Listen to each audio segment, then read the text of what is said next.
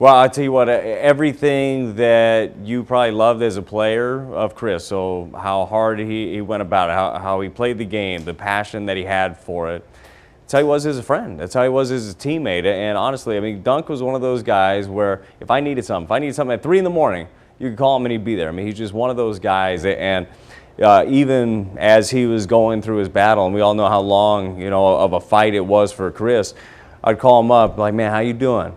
And he'd answer quickly. He's like, how are you doing? How are the kids? Like, always want to know about you and always caring about you. And that's who he was. He was a person that was passionate in everything that he did and had a personality that people gravitated towards. Absolutely. What do you think you'll miss most about him? His big laugh and his smile, just his presence. I mean, that was the thing. And we were talking about it on the pregame show the other day, where if you heard laughter in the clubhouse, if you heard people cutting it up, you knew Dunk was right in the middle of it. And he was telling stories, and he could tell stories like no other. I mean, it's unbelievable. Sometimes you had to fact check him because you couldn't believe that they were real. And you talk to his brother Shelly, and he's like, oh, yeah, we did that. We did those things. It's the personality. It's just the presence. And just miss being around him. I mean, it just made people laugh, made people happy, and that's what I'm going to miss the most. Your careers at the Cardinals were pretty parallel. Do you have any memories that you'll hold on to from when you're players? Yeah, all of them. I mean, again, to me, the main memories, and there are so many darn stories, about Dunk, because, the personality that he had, but Dunk was one of the first guys, when I got called up to AA, when I made the team, I watched him play. I didn't really know him that well, and this was 2004. I watched him play, I'm like, oh, that's how you're supposed to go about it. Like, I hadn't seen anybody play the game as hard as he played it. And to me, that was a great example of like what it's all about. Because you know how, Dunk grew up in a baseball family his whole life. Like, it was baseball. He was a first-round pick. I mean, everything was set up for him. He could just walk in and say, I've got this figured out. He didn't do that. He worked his tail off for everything on the baseball field. Dunk should be here. He should be breaking down Cardinals games, and he should be, in the booth. Like, he had such a great career ahead of him, and just gonna miss being around him. Absolutely. You both kind of found a second act in broadcasting. He known for many of his creative phrases and everything. Do you have any that you appreciate the most? Well, I'll tell you one thing I did when I got the news, and one of the worst phone calls I've ever had in my life.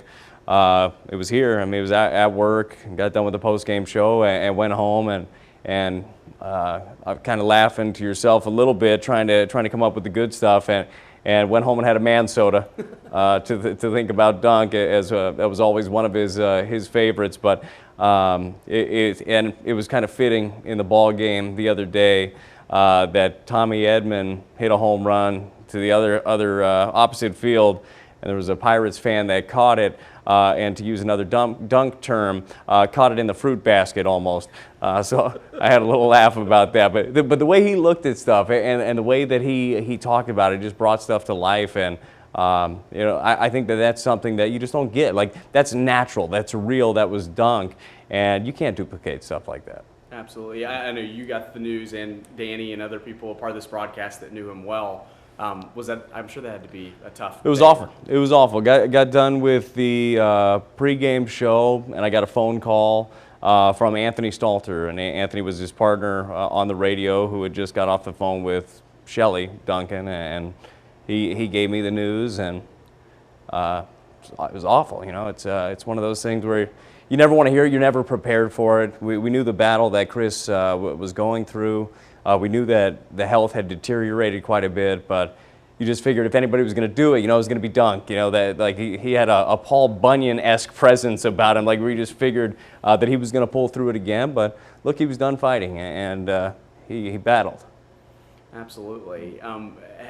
Were you able to be in touch with them in kind of the weeks and months before the end? You know what? It's for the last 6 months or so, it's kind of been radio silence with him. I would always text him, let him know that people, because anywhere you go, you know how it is. Anywhere you go, people would ask me about Dunk. How's Chris doing? How's he going? And I always pass it along to him, and you'd get a thumbs up emoji, or you'd get the fist bump emoji back, but not a ton. You knew he was battling. You knew he was fighting, and. But he always knew that people were thinking about him and wishing him well, and like I said, he fought his fight, and it was courageous.